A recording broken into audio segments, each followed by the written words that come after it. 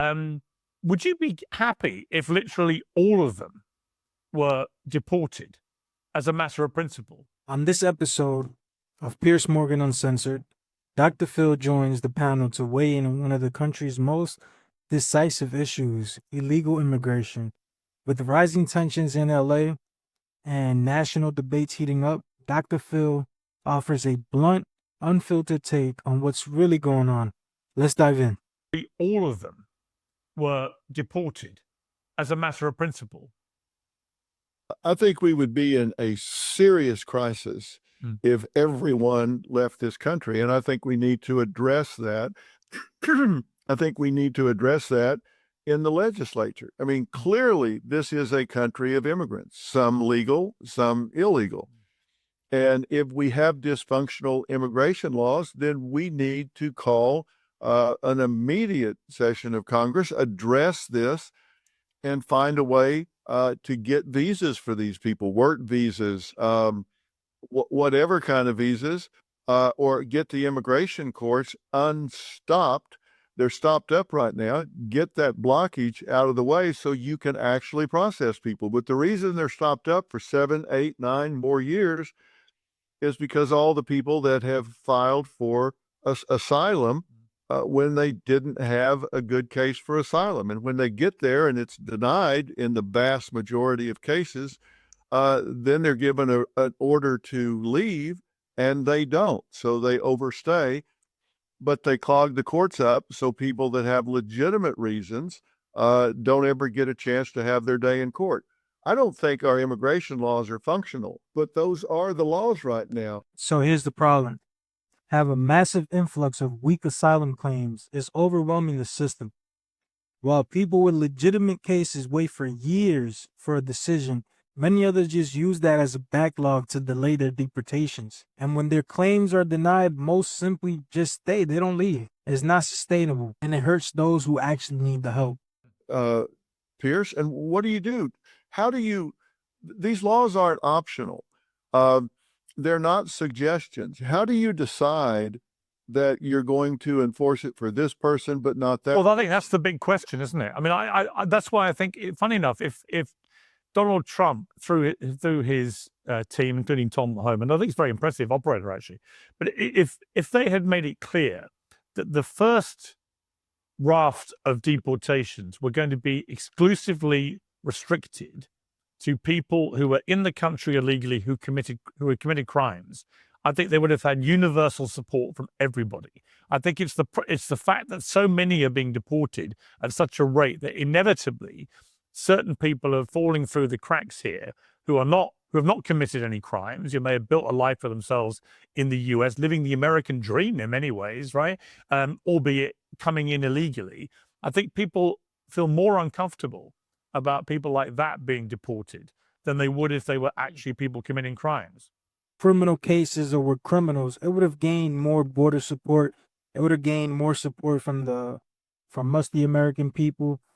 But it's just when the politics takes over, the nonsense gets lost. Even targeted efforts become flashpoints, and honest conversations get drowned out by the outrage. Well, let me tell you what's happened here, because I've been fairly close to this, as you know, and they had 3 primary objectives. One was to close the border, and I think that's been effectively done. Yes. I mean, the illegal crime. Amazingly successful, yeah. And Trump isn't getting nearly enough credit for that. And number 2 was the worst first. Let's get the violent criminals out of here. The TDA, Trinidad, let's get them out of here. MS-13, let's get the gang members, those that are, and typically they start out by victimizing their countrymen. That's where they go first because they've got the bluff in on them. And so they start victimizing their own countrymen. And then third is find the missing children. There are a minimum of 300,000 missing children. Now, some of them have found their way to family. So Dr. Phil just lays out 3 clear goals: secure the border, remove violent offenders, and recover the thousands of missing children that is caught in the system. These aren't extreme positions. They're just basic public safety measures. But somehow even that sparks a controversy. Some of them have found their way to family and they're safe, but an unsettling number are being sex trafficked or they're into forced labor, and they need to be found, helped, given the services, medical, psychological, sociological, and reunited with their families. So those are the three prime directives. But here's what's happening. In sanctuary cities where they refuse to cooperate with ICE, where one agent can go in and arrest one detainee that's in jail, they instead have to do a complete operation to arrest this person on the streets. And when they go in, say, to an apartment where maybe there are 8 or 10 people living, they're going to check who they're with. And if those people are simply here illegally but haven't committed a crime, they're not going to say, oh, well, we'll overlook that. You're here illegally. By law, they have to detain them and take them in for deportation. They're creating that which they fear the most. They're forcing the agents into the community to deal with people that maybe aren't violent criminals. So they're creating that which they So instead of allowing ICE to detain the criminal suspects directly from the jail systems, some cities have blocked cooperation entirely. That forces agents to conduct operations in homes and in neighborhoods, raising the risk for everyone involved. That turns the routine enforcement into chaos. fear the most. And look, the mainstream media is not reporting the facts. What happened in LA and what happens in most of these situations are interagency situations. In LA, this was a multi-agency situation. There was a search warrant issued by a federal judge against a company that is alleged to have undervalued imports, some counterfeit, by $80 million. They had underpaid their tariffs by an estimated $17 million. Half of their workforce were illegal immigrants. And so when they go in to serve this search warrant on this alleged criminal enterprise, these illegal aliens get caught up, these illegal immigrants get caught up in that sweep of this criminal enterprise. So they get arrested. Nobody's reporting the fact that this was a interagency operation. And now, not every agency was involved, but U.S. Marshals were there, FBI was there, ATF was there, ICE was there.